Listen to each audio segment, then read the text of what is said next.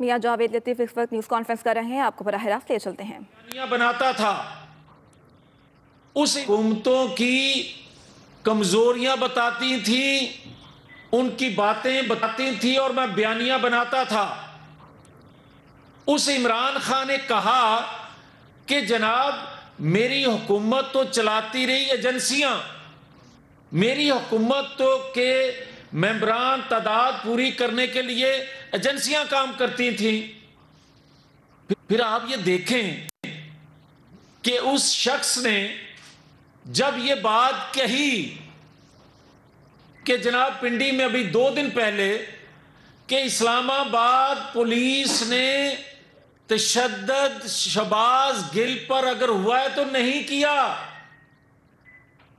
یہ بوٹو والوں نے کیا ہے، یہ عمران خان کہہ رہا ہے، اور پرویز خٹک اور فواد چودھری کہہ رہے ہیں کسی کے باپ کی ہمت نہیں،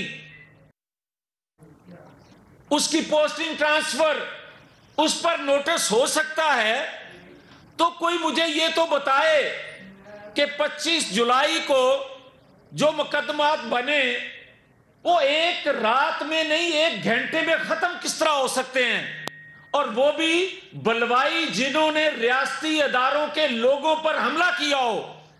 اور جب نواز شریف 2018 میں آیا تو اس وقت کے مقدمات ہم پر آج بھی قائم ہیں۔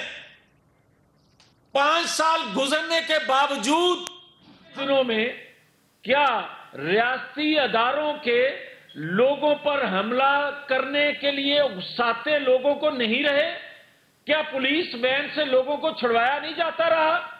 اور کیا آج جو بات میں کہنے لگا ہوں، تیسرا شخص وہ ہے محترم جسٹس شوکت صدیقی صاحب، مجھے یہ کوئی بتائے کہ 2017 میں جو کچھ ہوا، جسٹس شوکت صدیقی صاحب مجھے یہ کوئی بتائے کہ 2017 میں جو کچھ ہوا، جسٹس شوکت صدیقی صاحب کہہ رہے ہیں کہ جناب اس وقت کے جسٹس ثاقب نثار، اس وقت کے جسٹس آصف سعید کھوسہ کن سے ملتے تھے، کیا ہدایت لیتے تھے اور کیا کرتے تھے؟ آپ مجھے یہ بتائیں کہ اگر آپ نے یہ دیکھنا ہے کہ محترم اللہ ان کو غریق رحمت کرے جسٹس سیٹھ وقار، اللہ ان کے گناہ معاف کرے جج ارشد ملک، کیا فوت ہو گئے؟ کسی اور کا انتظار ہے؟ کیا اس طرح حقائق کو چھپایا جائے گا؟ کیا یہ حقیقت نہیں ہے کہ آج جسٹس ثاقب نثار بھی زندہ ہیں، آصف سعید کھوسہ بھی زندہ ہیں، اللہ ان کو زندگی دے؟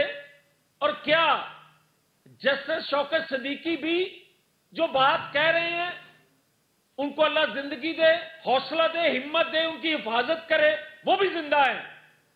تو بھائی کیوں نہیں پوچھا جاتا؟ جب ہم باتیں کرتے تھے تو اس وقت کہا جاتا تھا اداروں پہ انگلیاں اٹھاتے ہیں، اداروں پر حملہ کرتے ہیں، تو یہ حملہ نہیں تو اور کیا ہے؟ اور یہ جو باتیں ہم کرتے ہیں یہ ثبوت نہیں تو اور کیا ہے؟ اور آج بھی اگر کوئی کہے کہ پنڈی والی گفتگو پر اس کو گرفتار کیا جائے، کیوں؟ سب سے پہلے آگ توشہ خانے کا فیصلہ ہونا چاہیے، سب سے پہلے اس کی کرپشن، اس کی اکاؤنٹ شو نہ کرنے جس پر درجنوں لوگ ارکان اسمبلی جو ہیں تاحیات نااہل ہو چکے ہیں، نواز شریف بیٹے سے تنخواہ نہ لینے پر تاحیات نااہل ہو چکا ہے، یہ کون سا لاڈلا ہے؟ اس کو کون سہولت آج بھی دے رہا ہے؟ کون ہے جو آج بھی اس کو گرفتار ہونے سے بچا رہا ہے؟ یا اس میں تو اتنی ہمت نہیں ہے، میں جانتا ہوں اسے، یہ ڈوری کہیں اور سے ہل رہی ہے۔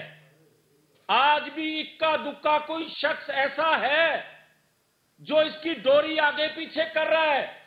اور کیا ہم اسی طرح دیکھتے رہیں گے کہ جناب وہ لوگوں کے دکھوں کی باتیں کرتا جائے، چور ڈاکو، ملک کے مفادات کا سودا کرنے والا، اداروں میں بیٹھے لوگوں کو للکارنے والا، ریاست کو للکارنے والا، وہ کھلے عام پھرے اور ہم بلیک آؤٹ رہیں؟ ہمیں کہا جائے کہ ریاست کے مفاد میں یہ نہیں ہے، ہم ریاست کے مفاد میں اب بولیں گے، ہم ریاست کے مفاد میں ریاستی اداروں کے لیے ان کو محفوظ، ان کو مضبوط، آزاد کرنے کے لیے بولیں گے۔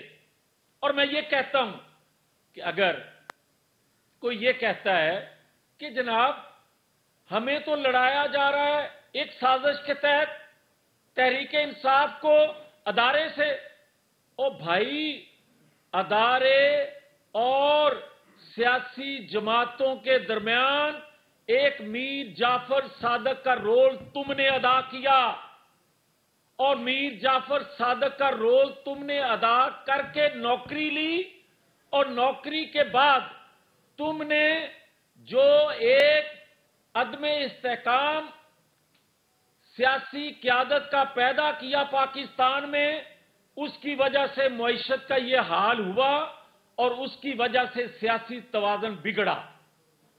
حقیقت یہ ہے، اور حقیقت ایک اور بھی ہے۔ میں واضح طور پر یہ بات کہنا چاہتا ہوں کہ نواز شریف کے خلاف جو کچھ بقول جسٹس شوکت صدیقی صاحب کے، جو انہوں نے پہلی دفعہ نہیں کہا، انہوں نے بطور جسٹس ہوتے ہوئے بھی یہ بات کی تھی اور 2018 سے پہلے کی تھی۔